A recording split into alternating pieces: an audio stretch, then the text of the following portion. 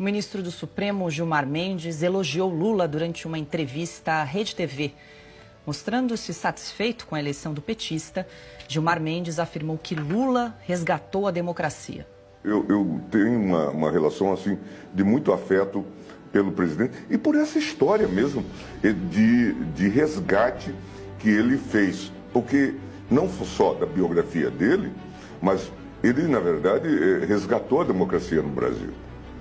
Essa sua eleição foi esse resgate. Eu não sei imaginar o que seria do Brasil com a reeleição de Bolsonaro.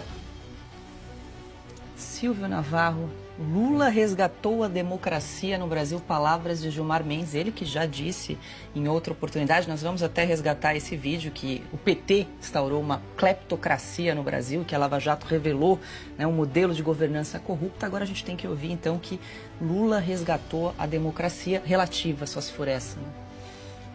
Olha, num país em normalidade, numa situação de normalidade, numa democracia plena, esse tipo de entrevista acarretaria consequências muito graves.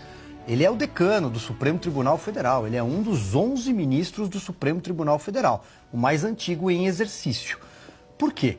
Porque o artigo 2º da nossa Constituição é muito claro. Ele diz que nós temos 3 poderes, o Judiciário, o Executivo e o Legislativo, que são harmônicos e independentes entre si. O que nós acompanhamos nessa entrevista é o ministro da Suprema Corte claramente dizer, no mínimo, que ele tinha preferência por um dos dois lados. E, no caso, é a Suprema Corte. Ele é o juiz, é a corte máxima recursal num país. É o guardião justamente desta Constituição que fala em poderes independentes. Não há independência alguma quando o juiz diz: eu preferia que o time do lado de lá vencesse o time do lado de cá.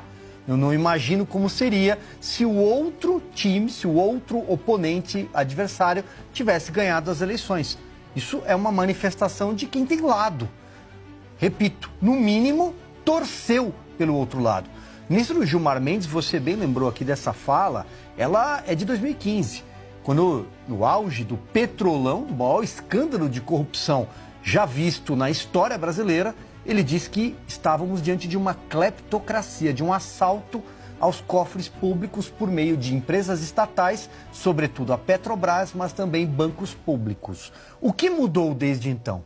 Por que será que mudou? Por que a opinião da Suprema Corte virou? Quanto foi que esse vento mudou de lugar, de lado?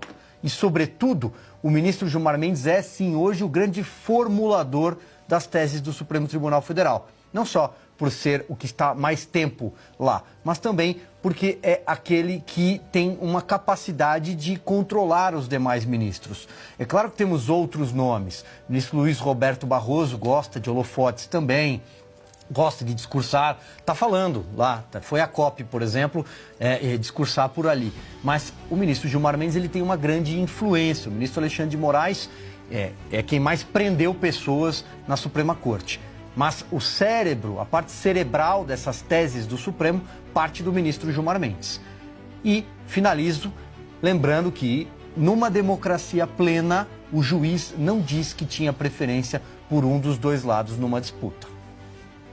Ana, quero te ouvir, mas vamos resgatar esse vídeo que é de 2015, no auge do Petrolão, que vale a pena a gente comparar a declaração de Gilmar Mendes 2015 e 2023.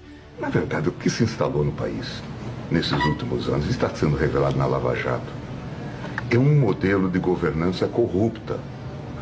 Algo que merece um nome claro, de cleptocracia. Isso que se instalou.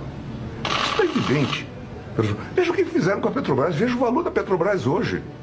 Por isso que se defende, eu falei isso, por isso que se defende com tanta força as estatais. Não é por conta de dizer que as estatais pertencem ao povo brasileiro, porque pertencem a eles. Eles tinham se tornado donos da Petrobras. Esse era o método de governança. Infelizmente, para eles, e felizmente para o Brasil, deu errado. Bom, Ana, queria só somar essa declaração do ministro Gilmar Mendes, essa recente entrevista, uma outra declaração que ele concedeu aí em outubro, recente, quando ele disse, né, entre aspas, se hoje nós temos a eleição do presidente Lula, isso se deveu a uma decisão do Supremo Tribunal Federal. E agora ele aqui declarando, inclusive, que é amigo do presidente. Que fofos, né? O sincericídio, como as redes sociais falam. São todos políticos, né? E agora estão todos nus. A verdade é essa. A eleição do presidente Bolsonaro em 2018 desnudou essa gente. Foram 4 anos de um ativismo porco, eu diria, né? Porque juízes de uma Corte Suprema, eles precisam ser apolíticos, como nós mostramos até o próprio vídeo do Alexandre de Moraes na sabatina no Senado, dizendo que não, serei imparcial, e agora nós vamos acreditar que o Flávio Dino, um soldado do comunismo, sou comunista graças a Deus, né? Um soldado das inconstitucionalidades de um executivo aparelhado com o judiciário, que agora ele vai ser um juiz imparcial, né? Eu